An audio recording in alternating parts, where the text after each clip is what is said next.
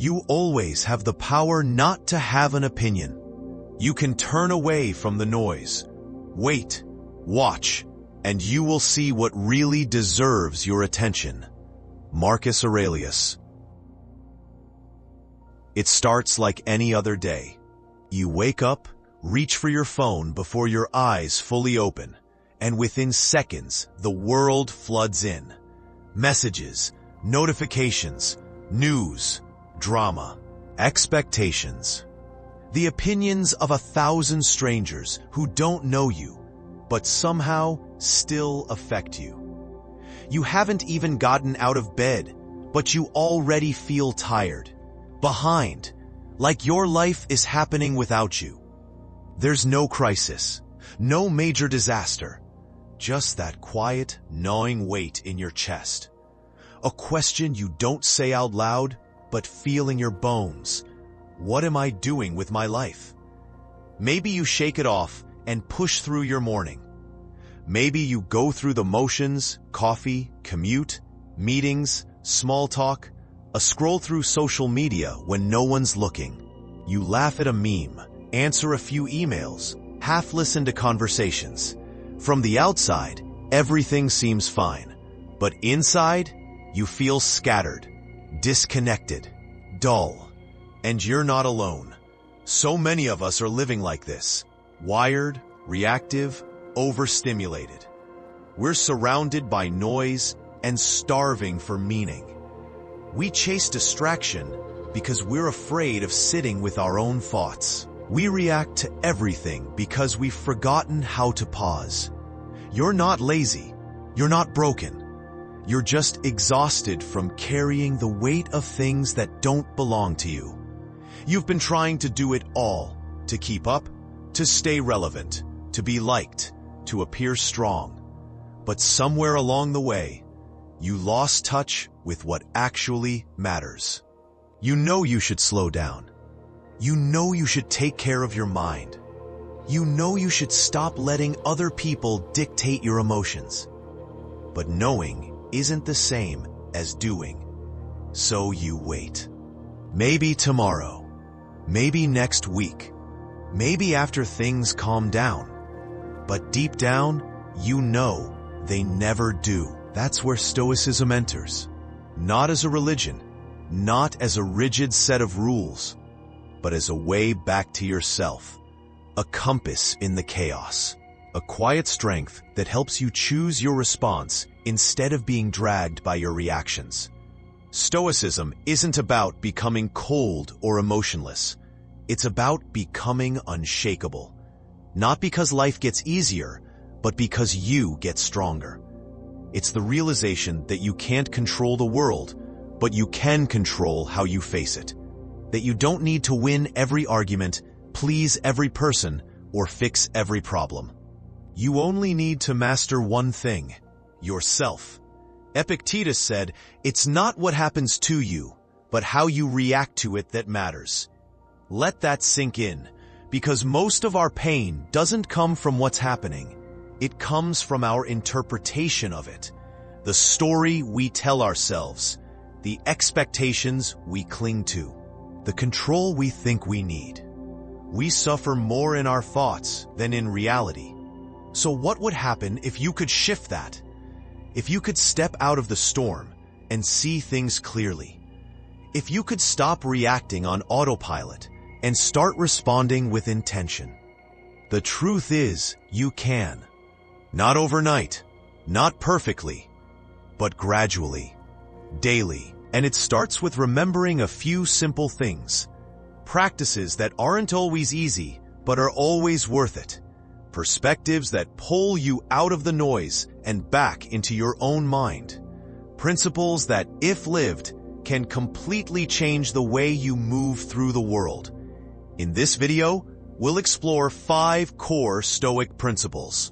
Not theories, not quotes to post and forget, but practical tools to help you. Stay calm when things go wrong. Regain control when your emotions spiral. Focus on what matters instead of being pulled in every direction. Show up with clarity, discipline, and strength, even when life feels chaotic. These 5 principles are not about becoming someone else. They're about remembering who you were before the world told you who to be. Before your worth was tied to productivity. Before your peace depended on how others treated you. Before you forgot that you are not your thoughts, you are the one observing them. So if you've ever felt overwhelmed by life, if you've ever been stuck in your own head, if you've ever wished for more clarity, more calm, more strength to face what's in front of you, this is your moment. Not to fix everything, but to take one step back to yourself. Let's begin. Principle number 1. Let your eyes work before your emotions do. You're in the middle of a team meeting. You've prepared your part for days. You've gone over your presentation twice that morning. Everything seems to be going fine until someone cuts in. It's a colleague. They say, with a smile that doesn't quite reach their eyes, "I don't think that's the right direction. Honestly, I'm not sure you understand what the client really needs."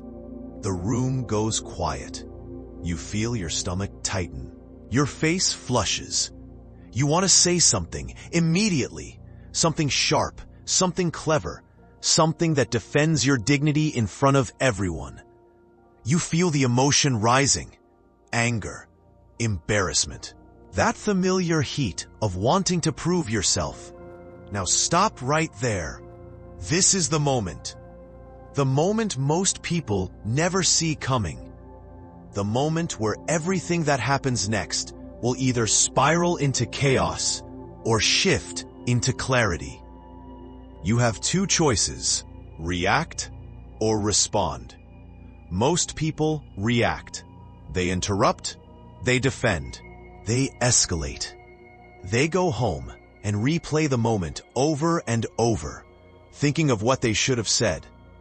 They stay angry. Days later, it still lives in their chest. But some people, very few, do something else. They observe. They don't suppress the emotion. They witness it. They buy themselves space. And in that space, they choose their response. That's the difference Stoicism trains in us. The world will provoke you. People will misunderstand you. Life will throw uncomfortable, unfair, unpredictable moments your way. But you are not a puppet. You are not obligated to react just because something triggered you. You are not your first impulse. Epictetus said, "When something happens, the only thing in your power is your attitude toward it." Let that sink in. Because what happens externally, the words, the tone, the timing, that's not yours to control.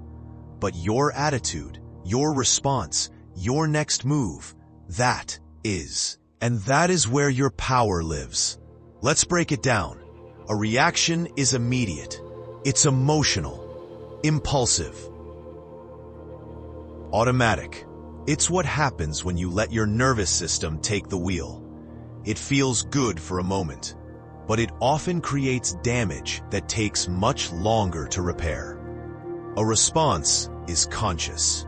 It's the result of pausing, observing, and choosing what serves you and the situation. It doesn't mean you don't feel. It means you don't let the feeling decide for you. Marcus Aurelius wrote, "If you are distressed by anything external, the pain is not due to the thing itself, but to your estimate of it. And this you have the power to revoke at any moment." So how do you put this into practice? Step 1. Notice the signal. That spike in your chest, the tension in your jaw, the rush of heat behind your ears. These are cues, not commands. They're your body saying, "Pay attention," but they're not telling you what to do. Step 2. Pause. Literally. Buy yourself time. Take a breath. Shift your posture. Say, "Let me think about that for a second." Even just 5 seconds can mean the difference between a regret and a resolution. Step 3. Ask a better question. Instead of how dare they, ask, what's the most useful thing I can do right now? Instead of how can I win this, ask, what outcome do I actually want? When you reframe the question, you change the energy of your response. Step 4. Choose the response that aligns with your values, not your ego. What would calm do? What would wisdom do? What would the strongest, clearest version of you do right now? It's not weakness to stay calm. It's strength under pressure. It's emotional maturity in real time. You don't have to prove yourself every time someone tests you. You don't have to take the bait. You don't have to participate in every drama you're invited to. You can let a comment pass. You can ask for clarity. You can respond later. You can stay in control, not because you're suppressing your feelings, but because you've trained your awareness to be stronger than your impulse. This is what the Stoics did. This is what you can do. So the next time you're in that meeting, the next time someone criticizes you, misunderstands you, challenges you, you'll feel the same surge. But instead of snapping, you'll breathe, you'll pause, and you'll choose not to impress, not to defend, but to remain rooted in who you are. Here's the first principle. Observe before you react. It sounds simple, but practiced daily, it will change your relationships, your confidence, and your peace of mind. Because the strongest person in the room is never the loudest. It's the one who knows, I don't have to attend every fight I'm invited to. I don't have to lose myself to defend myself. I can choose stillness in the face of noise. And in that moment, you're not just reacting to life, you're leading it. Principle number 2. True freedom comes from inner discipline. Freedom, the word we all love, the word we put on posters, fight for in politics, and tattoo on our skin. Freedom is the dream, the destination. Freedom to wake up when you want, do what you want, say what you want, live how you want. No rules, no restraints, no pressure. That's what we've been told. That's the version of freedom we're sold. But what if it's a lie? What if the kind of freedom we crave is actually the very thing that keeps us stuck? Let's look closer.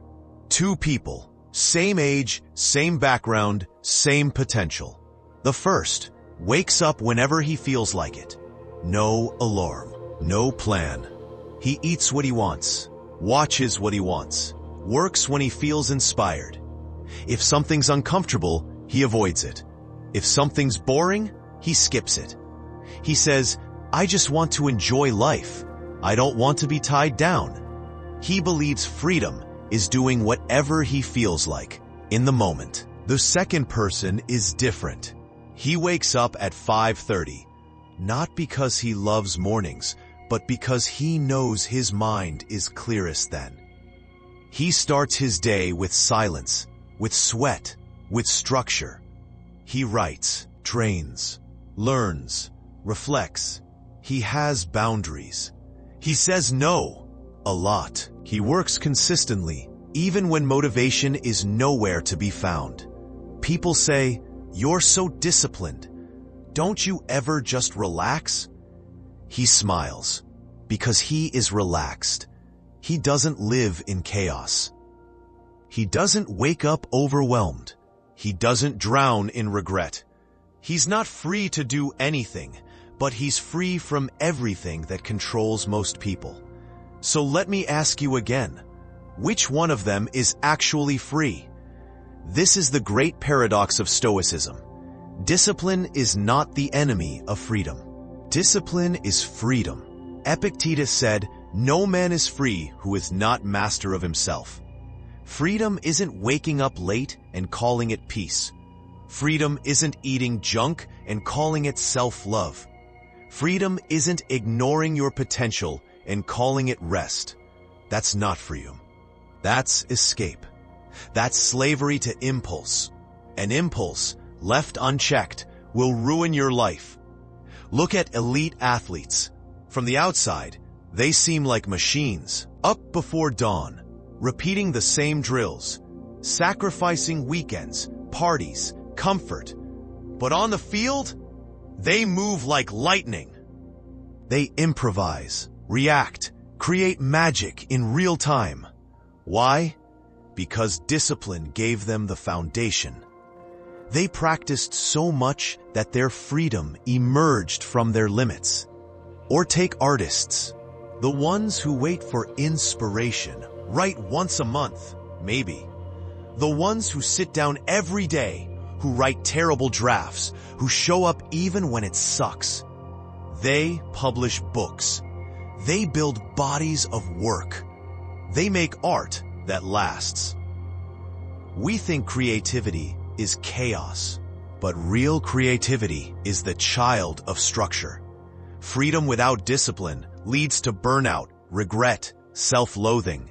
It feels good for a moment, but days blur together. Goals drift. Life feels like sand slipping through your fingers. And that's when the anxiety hits. Not because you're doing too much, but because you're doing too little of what actually matters. The Stoics understood this long before productivity gurus turned it into a hashtag. They didn't chase motivation. They didn't rely on emotion. They acted from principle, from clarity, from commitment.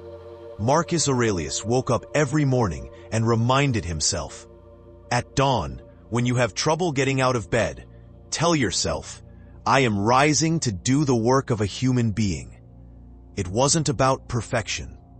It was about purpose. Discipline was how he honored that purpose, daily. Here's the truth. When you live without discipline, you don't feel free. You feel lost, unmoored, ashamed, because deep down you know you're capable of more. Discipline is the bridge between who you are and who you want to become. It's not glamorous, it's not easy, but it's honest, and it works.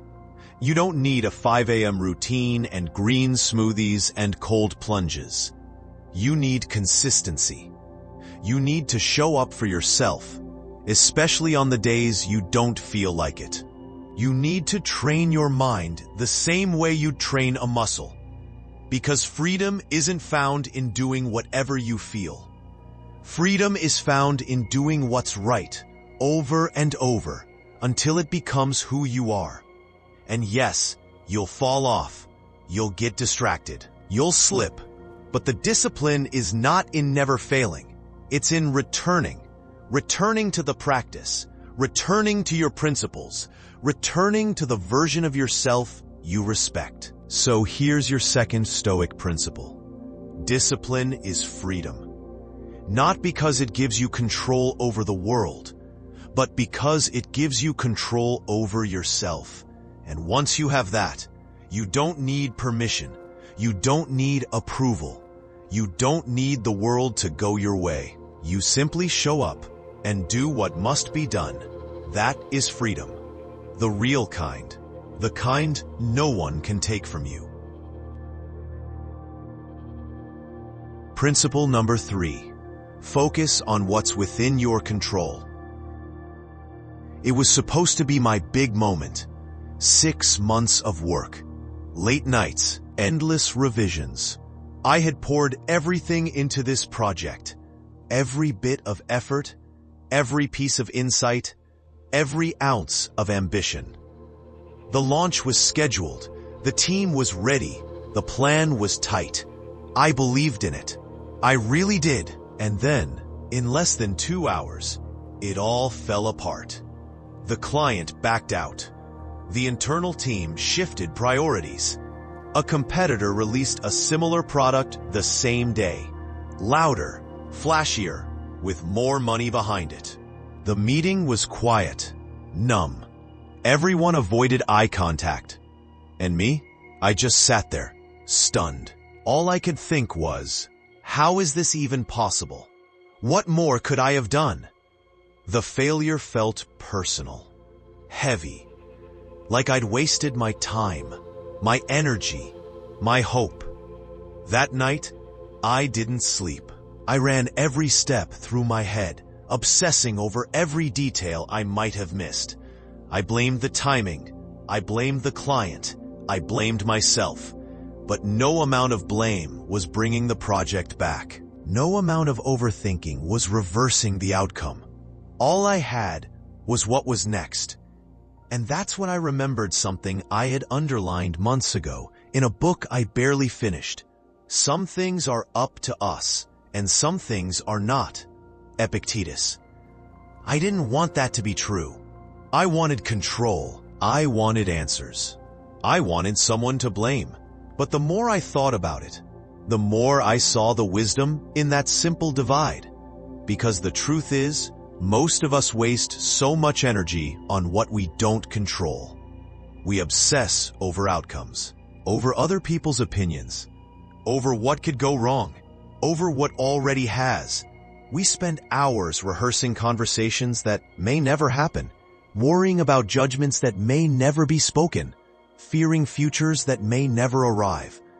And while we do that, we neglect the only thing that is ours, our own mind, our choices, our responses, our actions.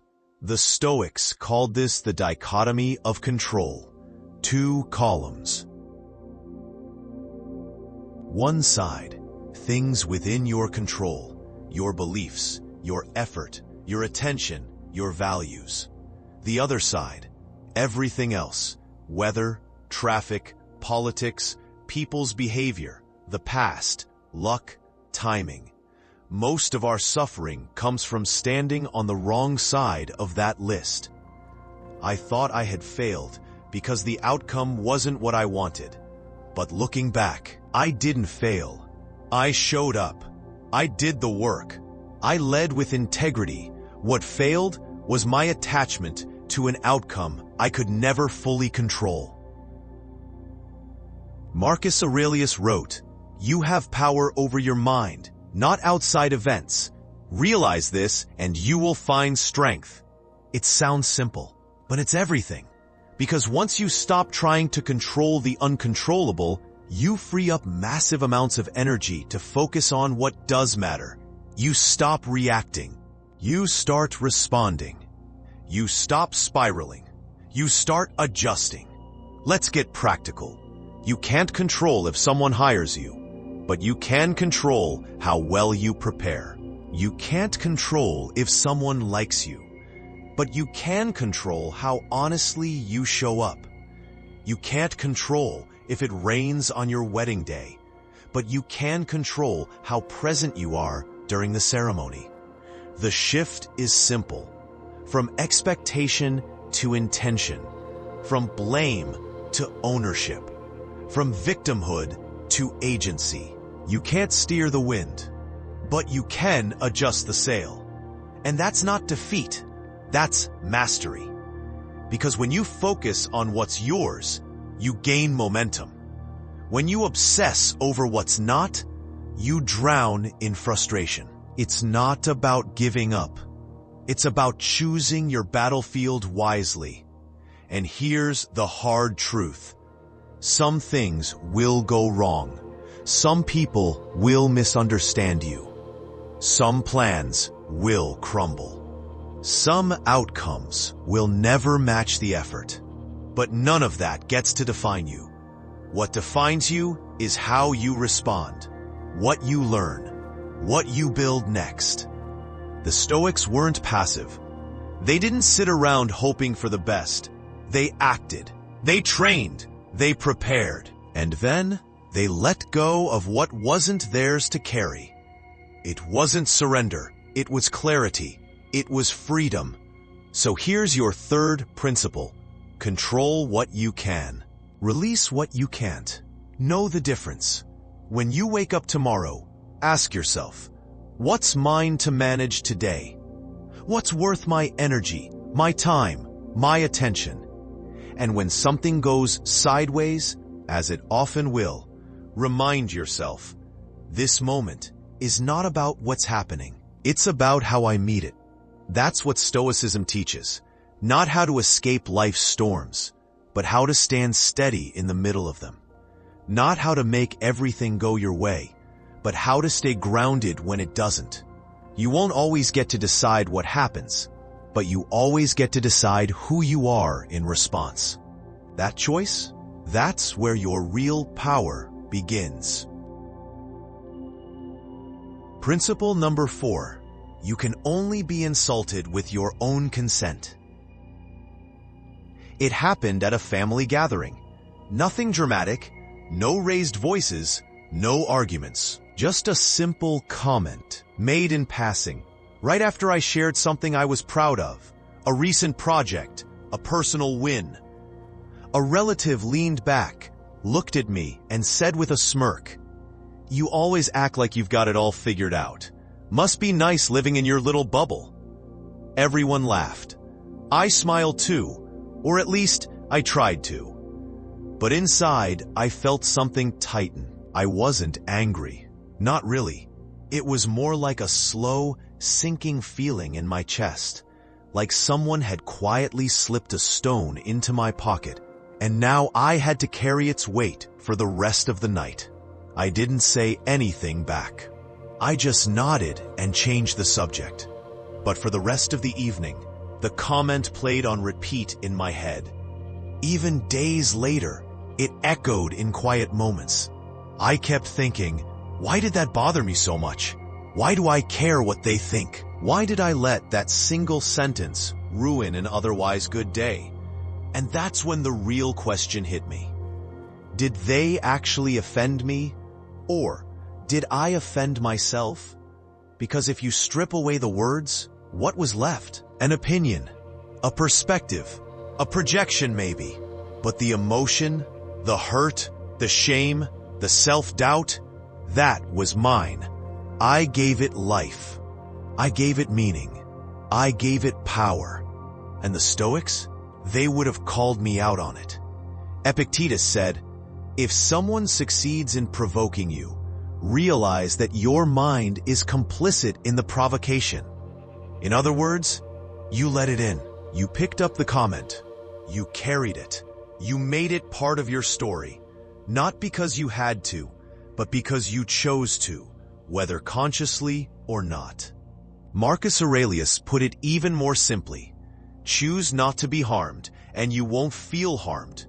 Don't feel harmed, and you haven't been. Let that sink in. The insult isn't in the words. The harm isn't in what's said. It's in how much of yourself you give away in response. Because here's the truth, most of us never learned growing up. No one can truly offend you without your cooperation. You have to open the door. You have to say, yes, I'll take that comment and wear it like a label. You have to accept their version of you and reject your own. And most of the time, the people throwing shade, they're not even thinking about you. They're projecting their own frustration, their own fear, their own story of inadequacy. You just happen to be the nearest mirror. But when you haven't done the inner work, when you haven't anchored yourself in your own worth, you become vulnerable to every passing opinion, every look, every tone, every offhand comment. Like a leaf in the wind, you're tossed around by other people's perceptions. So how do we change that? First, know who you are, not who you want to be, not who others think you are, who you actually are beneath the noise. That means doing the work, understanding your values, your principles, your truth. Because when you're solid on the inside, the outside loses its grip. Second, pause before you absorb. Not every comment needs a reaction. Not every joke is worth decoding. Not every look is a judgment. Sometimes, silence is the most powerful reply. Not out of fear, but out of freedom. Third, reclaim your authorship. If someone says something that triggers you, ask yourself, is this true? Is this useful? Do I want to carry this with me? You get to decide what enters your mental space.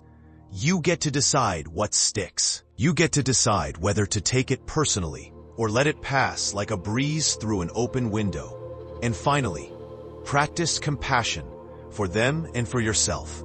Because sometimes the person who lashes out is in more pain than you are. And sometimes the part of you that reacts is still healing from an old wound. The goal isn't to become numb. It's to become sovereign. To stay rooted when the world tries to shake you. To remain calm in the face of projection. To stand in your own truth, quietly, confidently, unshaken. So here's your fourth Stoic principle. No one can insult you unless you allow it. Offense is a choice. Power is retained or surrendered by how you respond. You are not someone's bad day. You are not someone's misplaced judgment. You are not the sum of other people's projections. You are what you choose to protect. And when you protect your peace, you reclaim your power. Next time someone tries to tear you down, don't fight. Don't flinch. Don't fold. Just stand. Still. Unbothered. And remember, I cannot be insulted without my permission. And today, you choose not to give it. Principle number 5. Once you see the right path, walk it. There are two people. Both of them have dreams. They want to write a book, start a business, get in shape, mend a broken relationship. They want to live with purpose, make their time count, become someone they're proud of. The first one wakes up with good intentions. They think a lot. They make lists, highlight quotes, watch motivational videos. They wait for the right moment, the perfect timing, the ideal conditions.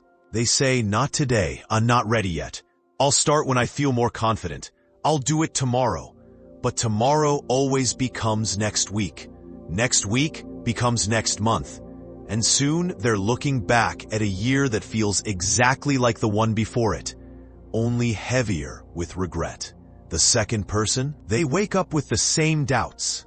They feel tired, uncertain. They don't have a flawless plan, but they act, even when it's hard, even when it's uncomfortable, even when they don't feel like it. They take the first step, then the next, and the next. 1 year later, one of them is still preparing to begin. The other has built something real, not perfect, but alive. Now ask yourself, which one are you becoming? We often tell ourselves we're waiting for the right time. But let's be honest, that time never arrives. There will always be noise, doubt, distraction. There will always be fear. There will never be a moment when everything feels certain, easy, safe. So here's the truth. Action doesn't come after clarity. Clarity comes after action. You don't need another plan. You don't need to feel 100% ready. You need to move. Start now. Because every time you delay doing what you know is right, you lose a piece of yourself. You weaken your ability to trust your own voice. You reinforce the story that says, I'll never follow through. The Stoics understood this. They didn't wait for inspiration. They didn't wait for comfort. They moved in alignment with their principles. Now, not later. Epictetus said, first say to yourself what you would be, and then do what you have to do. Marcus Aurelius echoed it. You could be good today, but instead you choose tomorrow. Let that land. You could be good today, but you keep choosing someday. You keep choosing delay, wrapped in the illusion of preparation. But the cost of delay is heavy. It doesn't just steal your time, it steals your self-respect. Every moment you avoid what you know is right, you confirm to yourself that comfort is more important than growth. And the more you repeat that pattern, the more trapped you feel. So how do you break it? you do the thing. Not all of it, not perfectly, just the next right action. You hit send. You go for the run. You make the call. You show up, not because it's easy, but because it's who you want to be. The path to becoming that person isn't found in your thoughts. It's forged through your actions. It's not about waiting for motivation. It's about becoming someone who moves without it. You already know what needs to be done. That conversation you've been avoiding, that decision you've been postponing, that dream that's been waiting quietly behind your excuses. You know what it is. Now do it. Don't make it bigger than it needs to be. Don't give it another day of your life. Just take one small step right now. Because momentum doesn't begin with belief. It begins with movement. You don't have to believe in yourself fully to act. You just have to believe enough to begin. And once you begin, everything starts to shift. You build proof. You build trust. You build the identity of a person who does, not just thinks. So here's your fifth Stoic principle. When you know what's right, do it. Immediately. Not tomorrow. Not later. Not when it's easy. Now. Don't let this be another video you watch, nod, feel inspired, and then forget. Let it be the moment you moved. The moment you acted. The moment you said, enough waiting, I begin now. Because the world doesn't need more thinkers. It needs people of action. And that can be you, starting today. Not perfectly, but powerfully. One step at a time, toward the life you were meant to live. Life is a storm. You can plan your route, study the maps, even build the most beautiful ship. But the moment you set sail, the sea will test you. The winds will shift. The sky will darken. Waves will crash when you least expect them. And in those moments, when the world feels out of your hands, what matters most isn't the strength of the storm. It's the strength of the captain. You. Not the world outside you. Not the opinions, the chaos, the disappointments. But you, the one standing at the helm, choosing where to look, how to think, what to do next. That's what the Stoics knew. That's what they trained for. Not to escape the storm, but to become unshakable within it. We've talked about 5 principles, 5 tools, not just for surviving, but for steering your ship through anything life throws your way. First, observe before you react. Before you speak, move, or spiral, pause. Because the space between stimulus and response is where your power lives. Don't hand that over to impulse. Guard it like treasure. Second, discipline is freedom. Not the rigid, joyless kind, but the deep kind. The kind that lets you trust yourself. The kind that lets you build a life not from feelings, but from values. You don't rise by doing what's easy. You rise by doing what's right, even when it's hard. Third, control what you can. Let go of what you can't. You are not the storm. You are the sailor. You don't control the waves, but you can adjust the sails. Direct your energy toward what is yours. Your effort, your mindset, your choices. Everything else is weather. Fourth, no one can insult you unless you let them. People will throw words, assumptions, projections. You don't have to catch them. You don't have to carry them. Keep your peace locked inside. Not up for sale. Not up for grabs. Fifth, when you know what's right, act. Don't wait for confidence. Don't wait for clarity. Take the first step. Build momentum. A single honest action is worth more than 1,000 clever thoughts. These 5 principles, they're not philosophy to admire. They're weapons to wield. They are your anchor in chaos, your compass in confusion, your torch when the path disappears. So ask yourself now, where in your life are you reacting instead of responding? Where are you choosing comfort over discipline? Where are you wasting energy on what you can't control? Where are you handing your peace to people who don't deserve it? Where are you hesitating to act on what you already know is right? And more importantly, what if today was the day that changed? Not because everything outside got better, but because something inside you got stronger. Maybe you don't need to change your entire life overnight. Maybe you just need to start. One principle, one moment, one shift, because the truth is, storms will keep coming. The waves won't ask if you're ready. But with practice, with presence, with these tools in your hand, you won't fear the waves. You'll rise with them.